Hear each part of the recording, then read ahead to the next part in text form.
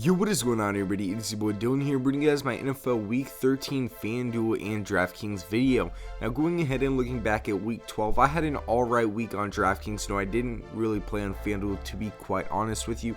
But, the week on Draftkings was kind of rough because, we played Heath Miller in almost all of our lineups. And, he was having a solid game. He had 5 receptions for 45 yards. And then he ended up getting a rib injury in the second quarter of that Seahawks game, and he did not return. So, he was looking to have a very big day. And, he was going to save a lot of my lineups, but he ended up getting hurt. And then also Julio and Hopkins both not having good days. It really screwed me up. And I played Odell in a few lineups, but it wasn't enough to salvage my lineups. I also liked playing Chris Johnson last week as he was playing the San Francisco 49ers. He ended up getting hurt, and a lot of people just didn't do well, and that led to me not having a great week. But we are back here, and something I want to say before we go ahead and start the video is that I want you guys to go ahead and follow me on Twitter, where I do tweet out all my last minute picks, so you guys can go ahead and see the picks I like that I do not mention early in the week in these videos. And then also I'm going to go ahead and drop down my DraftKings referral link down there. I'm not going to ask you guys to use it, but if you want to sign up for DraftKings, if you do deposit $5, you will get free entry into the DraftKings Millionaire Maker, which is pretty cool. So if you guys want to go and sign up for DraftKings, go ahead and do that. Deposit $5 and you'll be entered automatically into the Millionaire Maker for free.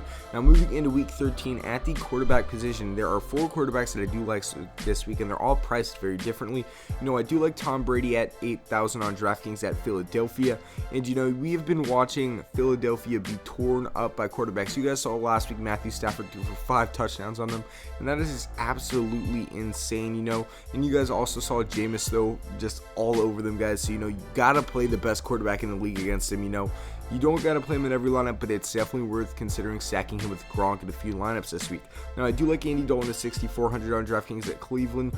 Cleveland has been getting torn up by the pass so far this year, and they're not really too good against the run either, which might be like a Gio Bernard, Jeremy Hill contrarian thing, but I'm gonna definitely stay away. But I do like Andy Dalton.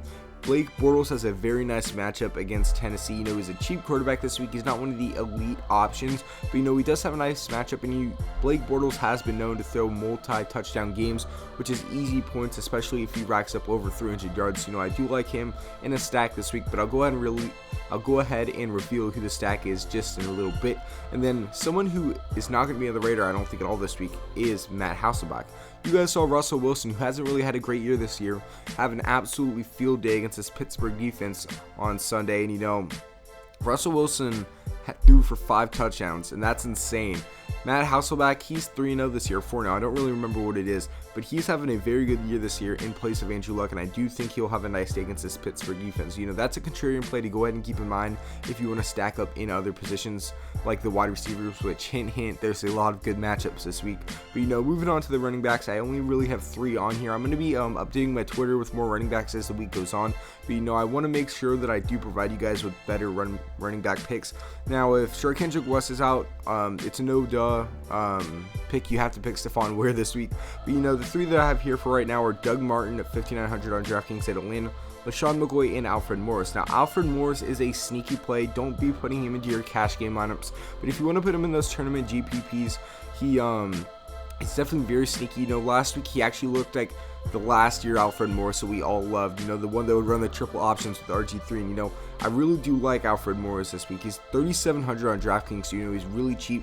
But he's definitely not a cash game because he's not going to be reliable. But keep him in mind when you're making your lineups. But then I also do like Doug Martin this week at Atlanta, and Atlanta can just not keep anyone out of the end zone. They gave up 2 to AP last week. I think that's now 13 rushing touchdowns so far this year. So Doug Martin, he's going to find his way in the end zone, and I do like him since he's not one of the upper price guys who's going to required to perform in order to hit their value. And then someone I do like this week is LeSean McCoy, who's still relatively cheap on DraftKings. He's 5,700 and he's playing Houston, which is a defense that's starting to heat up, but it's not like at best, like it's not like an elite defense. And LeSean McCoy, I'm just liking the way he's running right now. He's looking like him back in Philadelphia. He's heating up, and I've always just loved LeSean McCoy. I feel like he's very consistent as of late, and he's definitely a solid play. Now, moving on to the wide receivers, there is a bunch of wide receivers you can play this week. You can play Julio Jones, DeAndre Hopkins, Odell Beckham. You could play pretty much anyone this week and they'll have a really good day. Besides probably Mike Evans and Larry Fitz. Those two guys have bad matchups this week.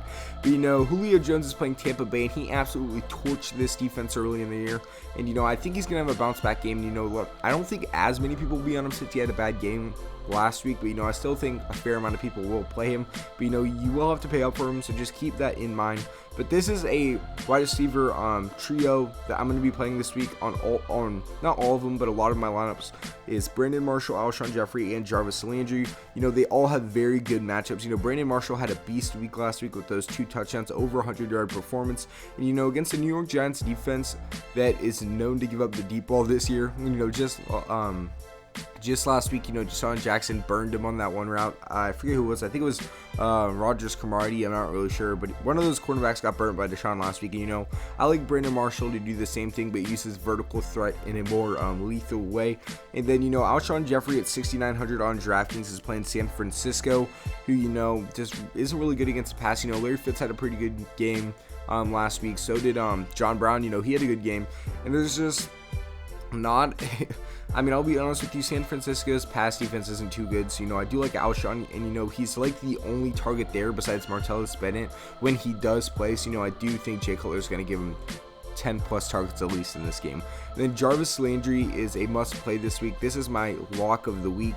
And that's something that someone actually suggested. I brought it up in the last video and someone suggested, I don't really remember what your name was, dude. I'm sorry, but shout out to you. This is my lock of the week, and that is Jarvis Landry at 6,700. Baltimore is known for getting burnt, and Jarvis Landry is a fast little slot receiver who will burn you if you're not careful. And, Jarvis Landry had a great week last week, and, he also has that extra benefit to where he's normally running reverses 2 to 3 times a game. So, no, I do like Jarvis Landry to get you 20 plus points this week against Baltimore. And, he's not a very expensive option, at least on DraftKings, so, I really do like that. Now, moving on to the tight end position, there are 3 that I like this week, and that's Delanie Walker, Travis Kelce, and Julius Thomas.